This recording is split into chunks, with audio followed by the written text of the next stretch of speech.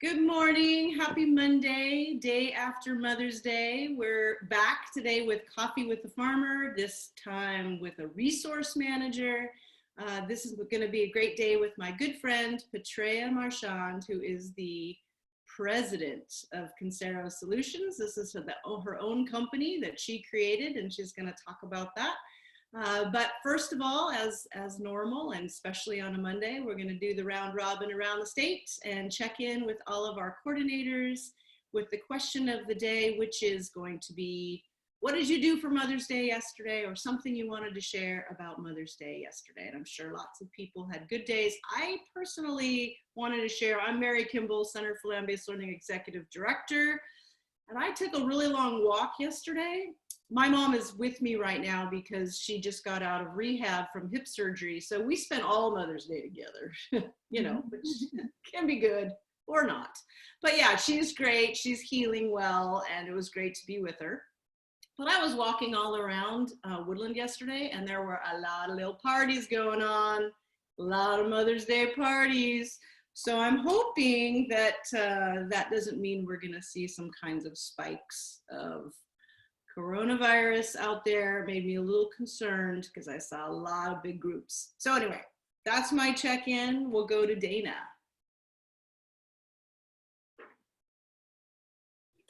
Good morning, everybody. I'm Dana Baker. I'm the Farms Leadership Coordinator in Tehama County, and I'm coming to you from Red Bluff.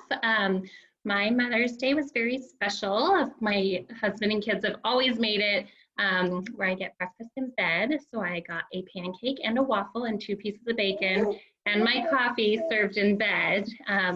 Wonderful cards from my littles. So we spent the day together. I was able to Zoom with my mom, who is in Wyoming. So we did a Zoom together, her and my sister and I. So anyways, wonderful day. It was beautiful weather here in Northern California. So we just hung out on the patio and the kids swam, and yep, it was just perfect. Couldn't have been asked for it to be any better. Awesome. Thanks, Dana. Okay, Joseph, how about you? Good morning. My name is Joseph Montoya. I'm the Farms Leadership Coordinator for the Sacramento Valley. So I actually spent my Sunday quite lazy, getting mimosas for the wife. And then the rest of the day was just hanging out outside in the backyard, mimosas, cheese, crackers. And then pretty much it was just like everything was on myself and my father-in-law. We were just taking care of my daughter and let my wife and her mom with the day off. So pretty relaxed, pretty chill. Excellent Mother's Day. That sounds good, no matter what, whether it's Mother's Day or not. Awesome.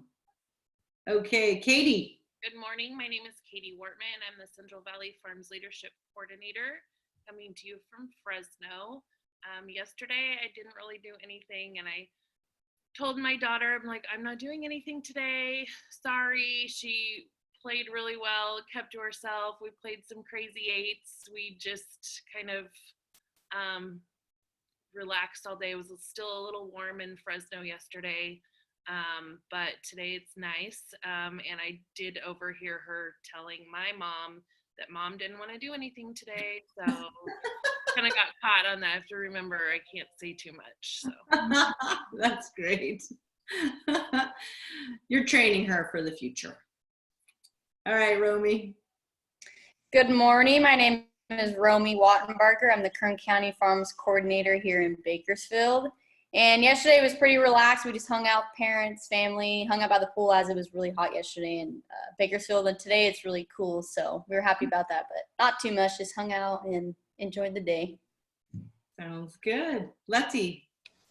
Good morning. My name is Letty Hernandez. I run the program in Monterey and Santa Cruz counties. Yesterday was it was kind of different than usual years. You can tell that it wasn't as exciting this year, maybe for others. We usually do the breakfast in bed, but I did not get that this time.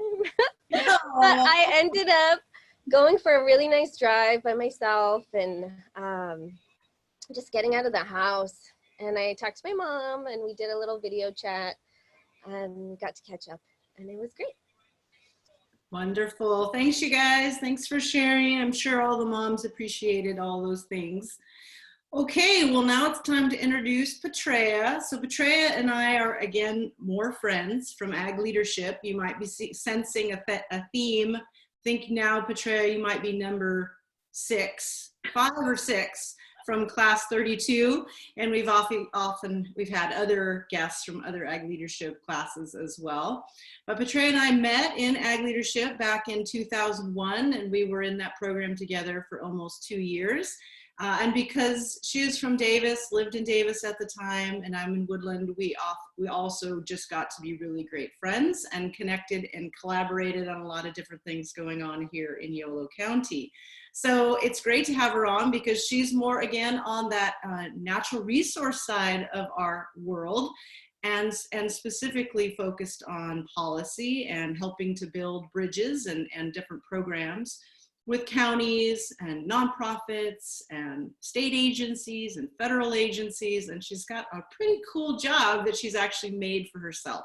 So I'm going to now introduce Petrea and take it away. Tell us a little bit about your background, Petrea, and how you got to be where you are today. Sure. Thank you. And thank you, Mary, for inviting me to be on this show. I'm really excited to share my story and hopefully learn a little bit along the way. So I grew up in Davis, actually, and my father was a professor at UC Davis in fisheries biology. So I grew up with the learning about the environment as just part of my daily existence.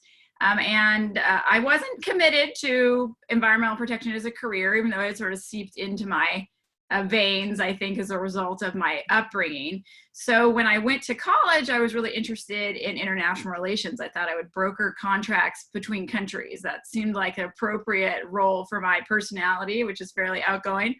I learned early on that I did not want to do that, and became more interested in economics and specifically the trade-offs that are necessary in order to achieve environmental goals. So everyone likes to talk about protecting the planet or protecting agriculture or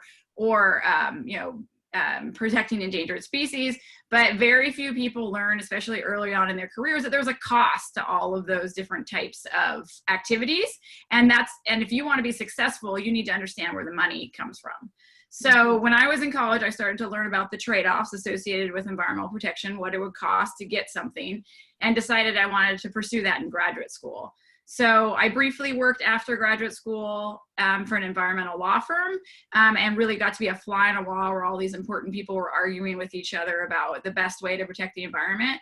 Cemented my desire to understand how everything was funded and how to really understand what it takes to get something done from a financial perspective.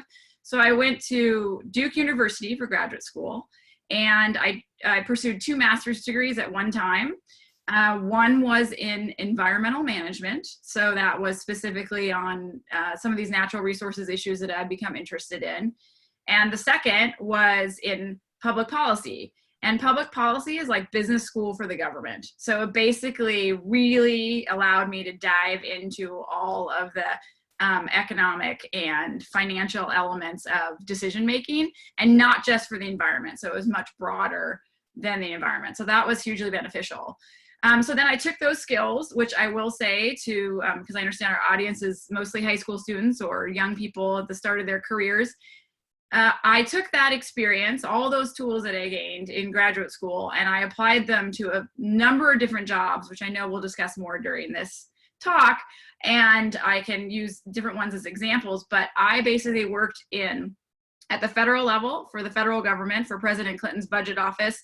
I worked at the state level in the legislature, and I worked in local government at a county. So I've worked at all 3 levels of government, and the tools I learned in graduate school and undergrad really helped me to succeed in all 3 of those. I also worked in the private sector, and I worked for a nonprofit. So by the time I'd seen it all, I decided it was time to start my own company. So for the last 8 years, I've been running my own company, small, headquartered in Davis. I have 3 employees, and we focus only on local governments and nonprofits. So we help nonprofits, we help local governments. We don't just focus on the environment. We do all public policy areas. And we are very lucky to be able to narrow our focus to just those areas that we're interested in. The only part that I'll add, because is my agricultural emphasis. Mhm. While I was in the legislature, I worked for an assemblywoman who was very interested in both agricultural sustainability and farmland preservation. And as a result of that exposure, I met a lot of farmers across the state, and I applied to the Ag Leadership Program and was accepted with Mary.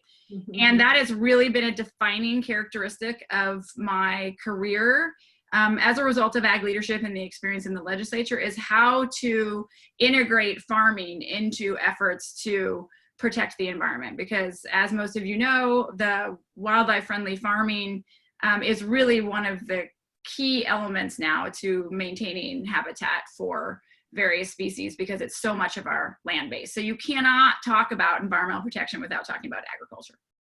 So it's a big part of what I do at Consero Solutions as part of my public policy consulting firm now. And it's also just a personal commitment of mine.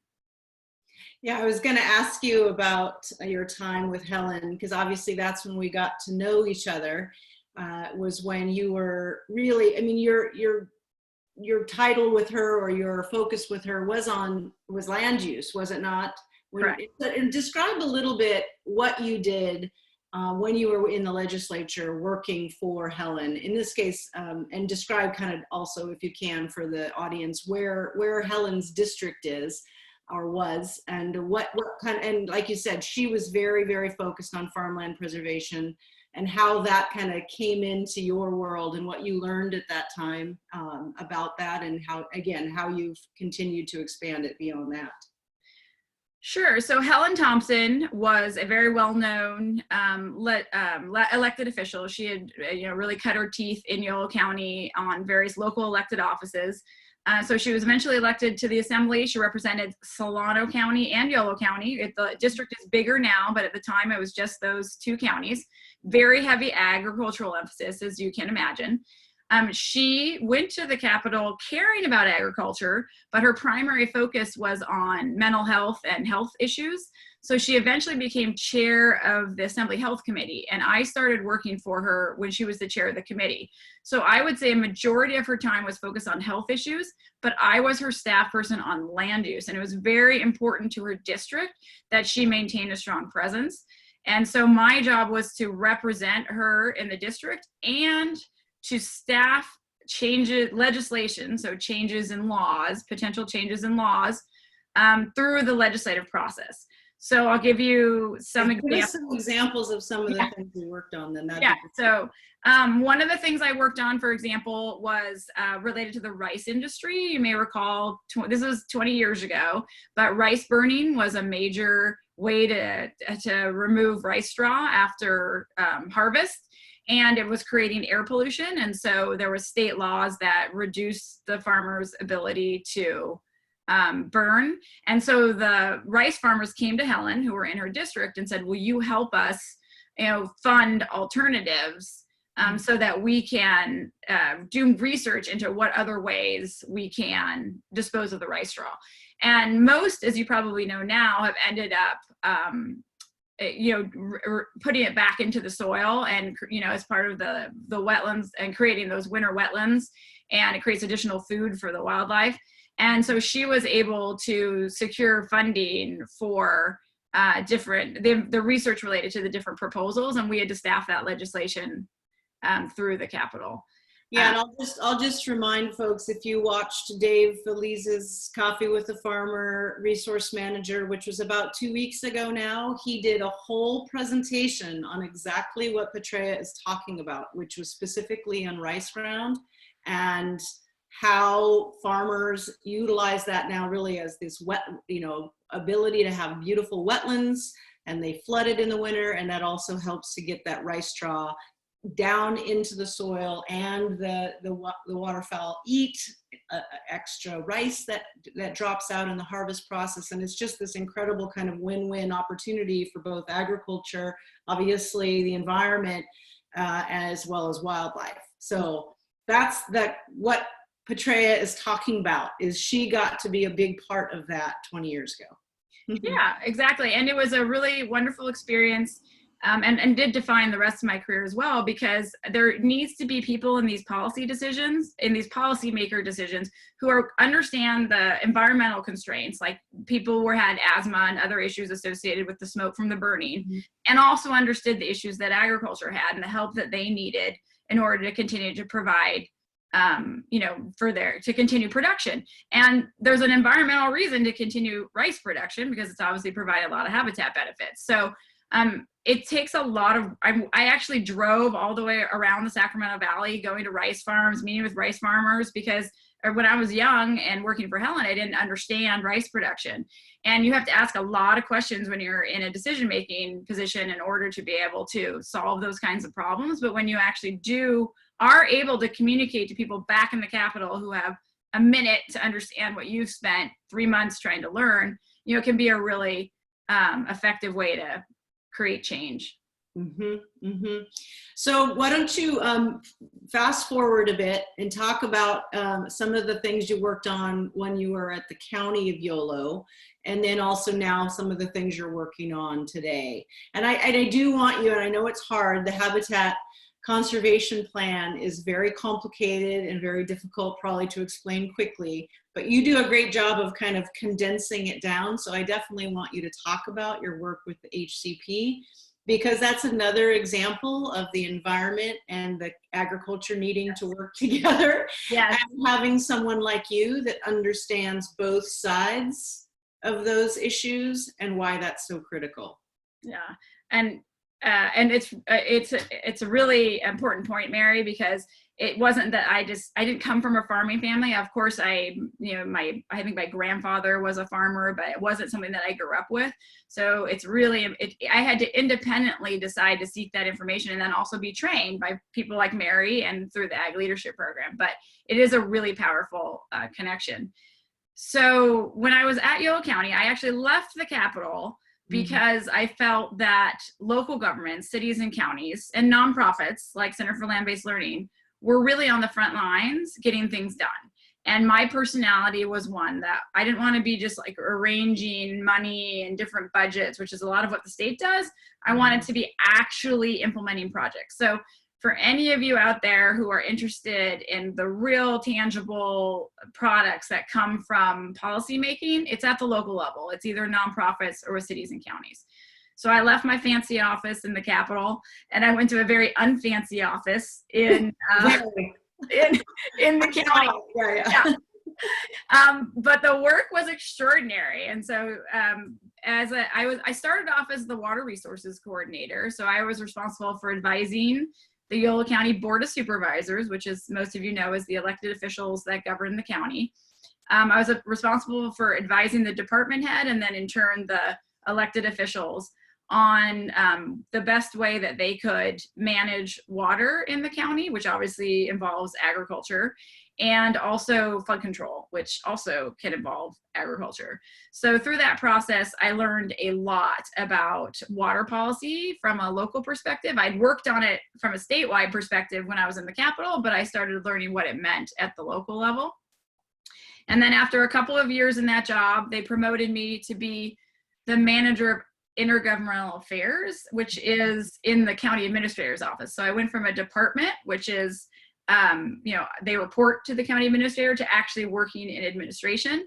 And at that point, they asked me to take over state and federal advocacy for all departments across the county. So that included water, it included transportation, it included flood control, it included health and human services. And my job then was to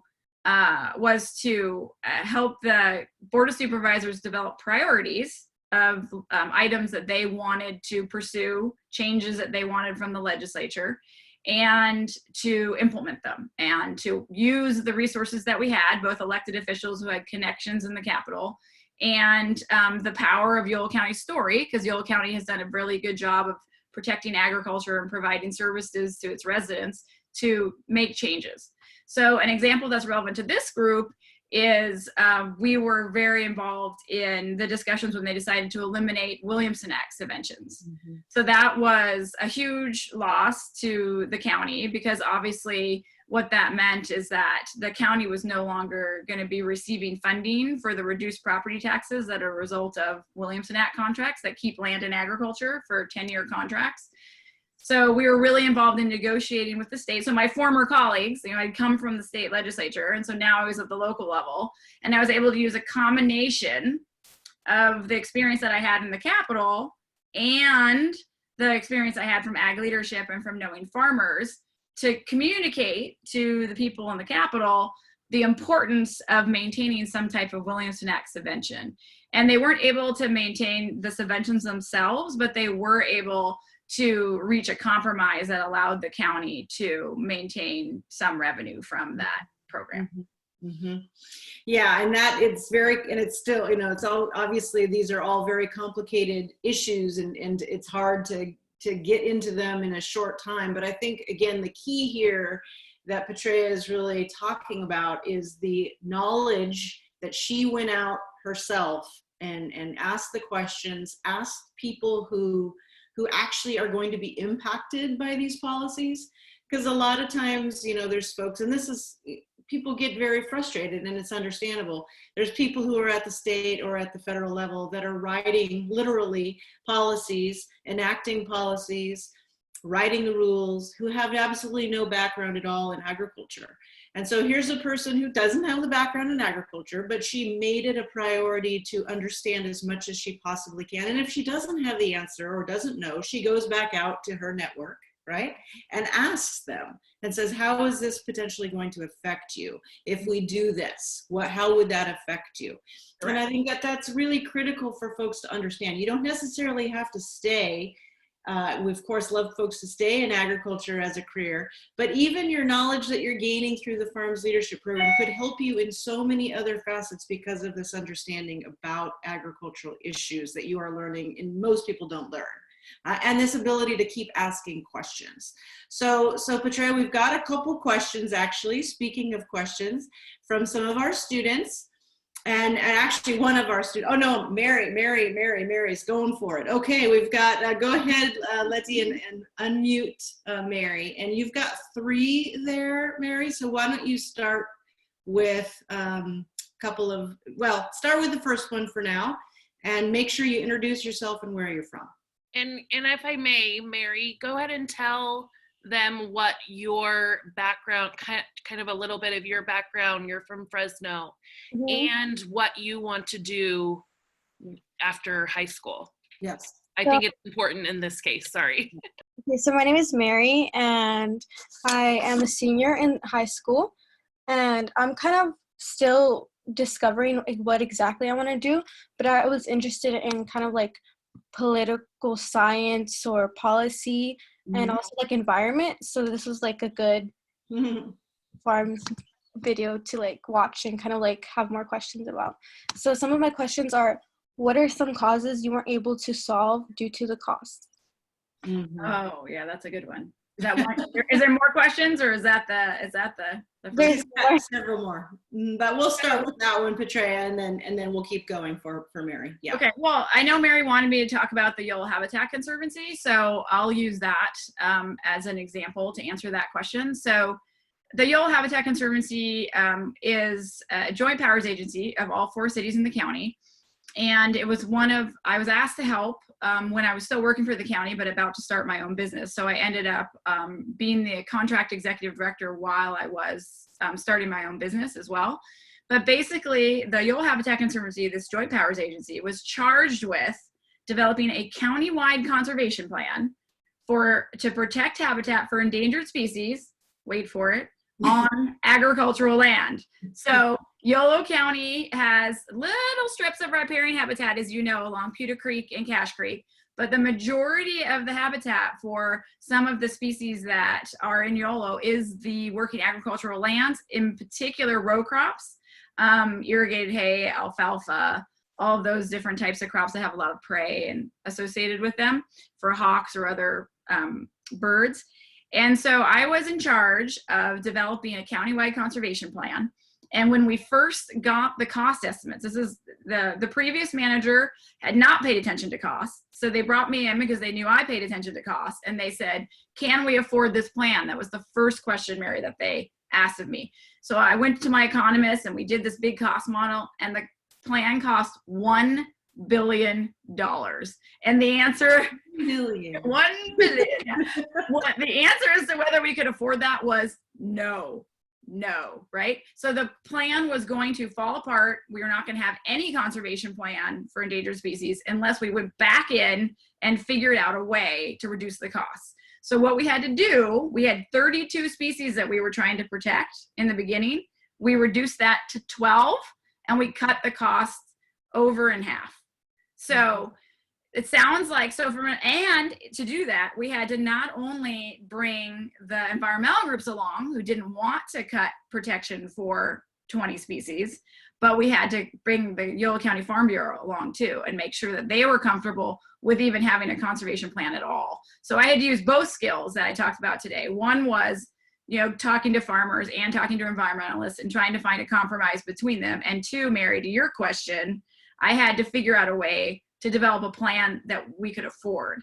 And what I will tell you, and I did this in graduate school, if you're interested in public policy and political science and the environment, is spend your time not learning about the policy, because you can learn that later. You can go out and talk to people, you can join out of the leadership, you can do an environmental fellowship, but spend it on spreadsheets. Spend it figuring out how to manage money, how to build budgets, how to do all of the stuff that the majority of people glaze over when they see it.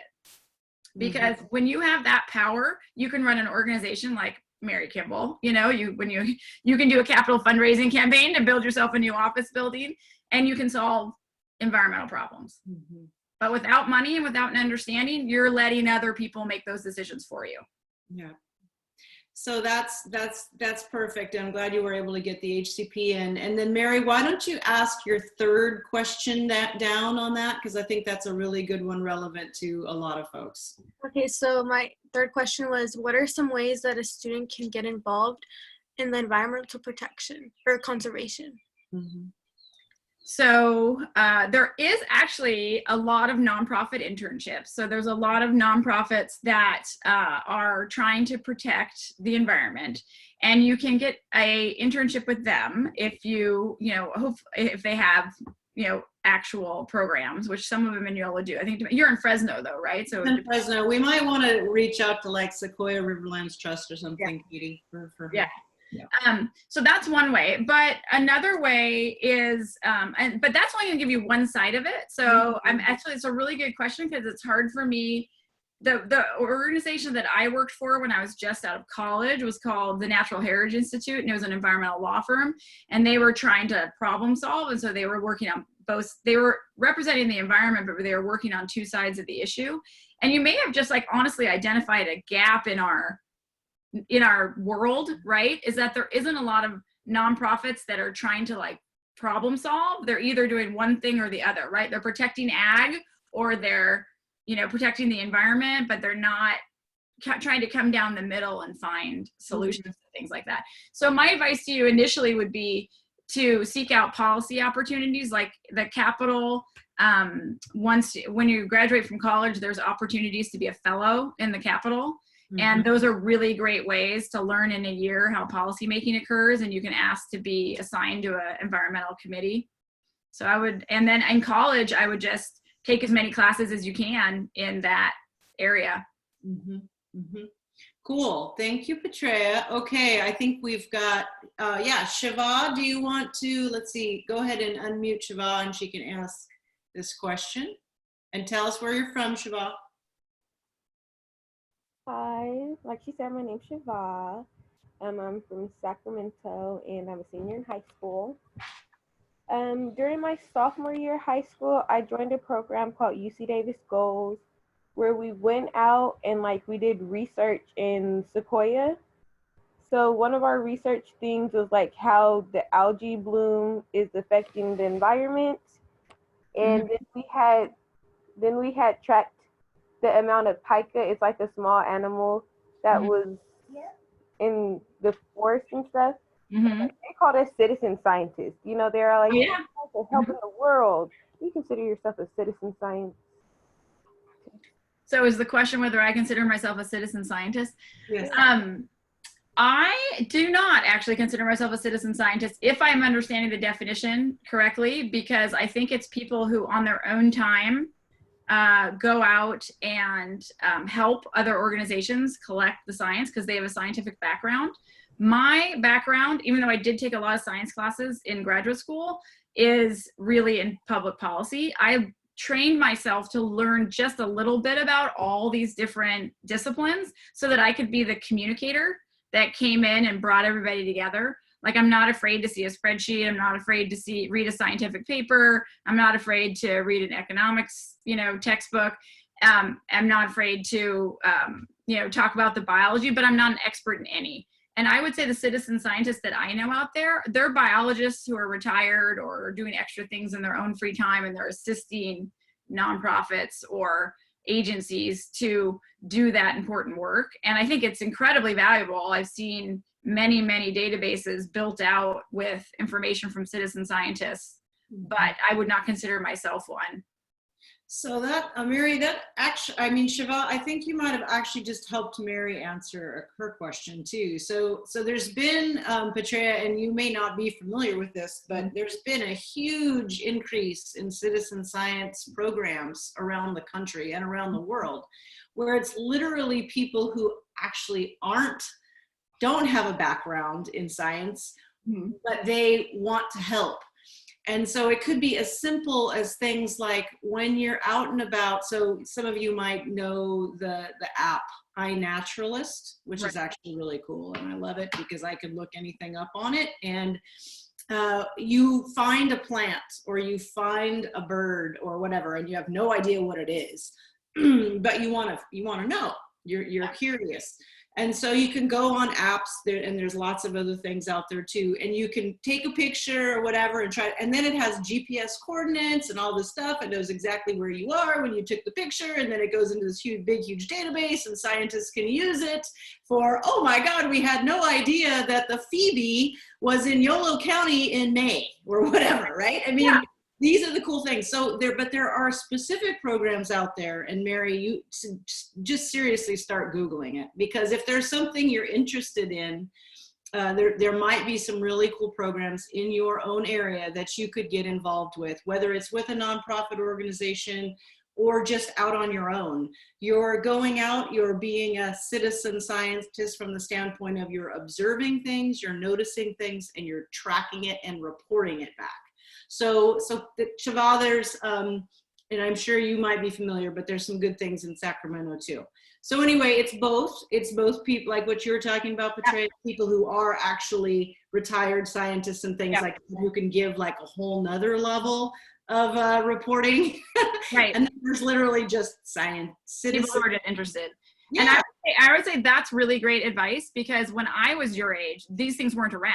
Like, I didn't have a cell phone until I was out of graduate school, right? So there wasn't apps, there wasn't the opportunity to upload a photo of a bird and, and help out with these types of things. So I would totally agree that those are great ways to get involved.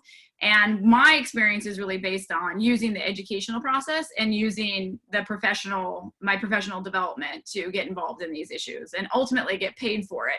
And that's the other thing too. I did want to communicate to people that this can be a well-paying career. Like, it doesn't have to be that you're, it's really wonderful when you're young and can afford to be a field researcher and getting paid minimum wage and going out and doing amazing things. But especially if you focus on understanding the finances and how to really make tough decisions when it comes to money, it can be a very well-paid career as well, because there is really a very small percentage of people who are interested in that side of things. That's right. So we've got one more question, and that's from Amanda. So let's unmute her. This is a great question, and then this will be our last one for you, Petrea, because we know you have lots of things to do to get back to. So go ahead, Amanda. Hi, my name is Jessica. My bad. Sorry, my tablet. I thought that was weird. I'm like, there's Legrand. My sisters, my bad. Okay. I was just wondering, what are the struggles, or like, what's the hardest part about policy making? Because you seem like a successful and a woman with a lot of accomplishments. So I was just wondering that part. That's wonderful. question. There's a lot of answers to that, but the one that I think is the hardest, and I'm still working on this myself, and I'm 47 years old, so I've been doing this for a long time, is understanding different perspectives and listening and trying to find the common ground that while managing everyone's emotions. So I'll give you the example again of the Yale Habitat Conservancy, because that project, just as background, started in 1993, and we did not complete that plan until 2019. So I was brought in when it was about ready to go under, and they were like, "This is our last ditch effort. We'll bring Petrea in and see if she can solve it," right? And the hardest part about it, was a policy problem. It was, how do you get all of these different interest groups to agree to a plan that you can afford, right? And 4 cities in the county, not just farmers and environmental groups, you know? And so the hardest part of that process was taking the time that was necessary to understand the opposition, to listen to them, to try to find solutions that would address their concerns without giving up, you know, the ultimate goal, which was completing a plan that was actually going to have an impact. And by impact, I mean protect habitat for endangered species and wildlife friendly agriculture, right? And so what we had to do, I'll just give you some very specific examples, because it was the only advice I can give you is to take the time that you need for that type of outreach. I know Center for Land-Based Learning does a great job of outreach, and it's a big part of your success. But we had to allow enough time for it, right? So I went to the people who had opposed the plan in the 1990s, and I walked them through all of the changes, and I gave them lots of time to respond and provide edits and give me ideas as to how to make it better. And it was a result of allowing them to listen, and not in a way where they weren't rushed. They ended up they didn't support the plan, but they didn't oppose it. Right? Same thing with the Yolo County Farm Bureau. They were very worried that there would be endangered species on farmland next to land that didn't have an easement on it, or that wasn't being conserved for habitat, and that would affect their agricultural production. So they ultimately sent us an opposed letter, but because I had been working with the elected officials to meet with the president of the Farm Bureau, to meet with individual members of the Farm Bureau, they did not show up in any of the council chambers or the Board of Supervisors chambers to vocally oppose it. So, and that was because we listened to them, and we agreed to put things into the plan, like a good neighbor policy, where they would get notification if an easement was going to be purchased on land next door. We put in money for a mediator, so if there was problems, like they knew that there was going to be, again, this goes back to actually having money to do good things, right? We put money into the plan so that we could hire a professional mediator if there was arguments between 2 neighboring landowners. But I would say that's the hardest part of the policy process is really listening. So something I'm working on, so that you understand the concerns and then identifying a path forward.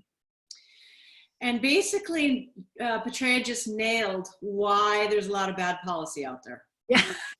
Because people don't take the time. They don't take the time to listen. They don't take the time to understand. They're in their silo, and they think they're right. And they're not willing to listen to all of the other sides. There's not just one other side. There's lots of other sides always, which is one of the reasons why this program was created in the first place, this critical thinking. The ability to talk to lots of people, listen to people from other backgrounds, understand their perspectives, and then come to your own solution or your own decision. Not being, having something crammed down into your brain and say, this is the only way. So Petrea has perfectly encapsulated why the Farms Leadership Program was originally created. Yay! Way to go, Petrea. Thank you. All right, you guys, thank you so much for your questions, students. And I know that some of you had some additional questions. We didn't get to all of them, but you again will get credit. We're doing a little, there's a thing going on this month, Petrea, for questions, and they get Chromebook for the folks that are listening live and asking questions. So they're going to get credit. You guys will get credit for your questions. But thank you, Petrea. It's wonderful to see you. Yes. And if there are other questions, please feel free to email them to Mary. If you do want them answered, I'm happy to answer them outside of this forum. And we will get also your email out to, especially to a couple of the students who are very interested in the policy side that might have more questions for you. Okay. Okay. Thanks, everybody. Have a great day. Okay. Bye. Bye.